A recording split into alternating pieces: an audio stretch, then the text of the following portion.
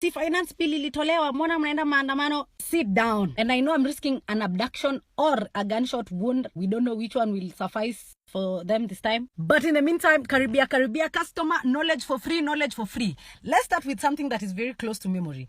His last interview. Now, this is something we all figured out together. This person will use any tactic, mind game, to get out of his own problems. Now, when Latif asked him about the opulence and the flaunting of money by his advisors and people close to him, what was the response, guys? Hey, wacha niwaambie.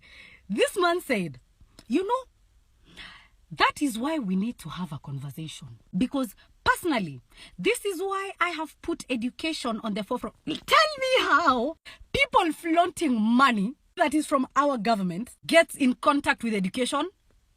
Explain. I will be waiting. That is evidence of lack of accountability by our president, let alone the government in itself. Another thing that was addressed is the lack of jobs for youth. And he said, you know, I've been leaving the country a lot and people are asking why I'm leaving the country. He said, it's because I've been going outside to look for jobs. That is the worst thing you could do to a country that is developing. And I will explain why.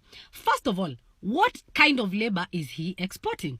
I have seen cleaners, I have seen house help and very mediocre type jobs. Keep in mind, it's the youth that are being exported for labor. And this same youth, ni millennial na Gen Z, the most educated generation of this country. This is a developing country. Who do we need most? The educated generation. But what do you want to do with that? Export. Unashika, I really do not know what to blame this on, ignorance or stupidity. I don't know. Our lawmakers are the ones getting paid the most in the entire world.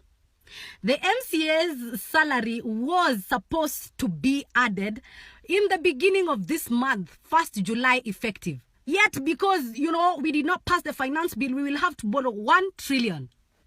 Meanwhile, 300 and something million is lost in some agency in the government because of a typing error. And because I sense the boredom on the other side of the screen, let me summarize this. We need to reduce the salaries of the civil servants because really, you're not saving a life, you're not nurturing a child, and you're definitely not protecting the country. Reduce the spending habits of the government offices because really, entertainment 80 million? Oh, they withdrew the finance bill. My bad. Reduce the taxes to allow manufacturing, businesses to run, and other companies to come and invest in this country. And that in itself will create job opportunities. Where is the loci? Where is the algebra? And of course, reduce corruption. But there is where they draw the line. They just want to borrow and steal and borrow and overtax. We are telling the government, this is the problem and here is the solution. Do you know what they do? Where is the solution?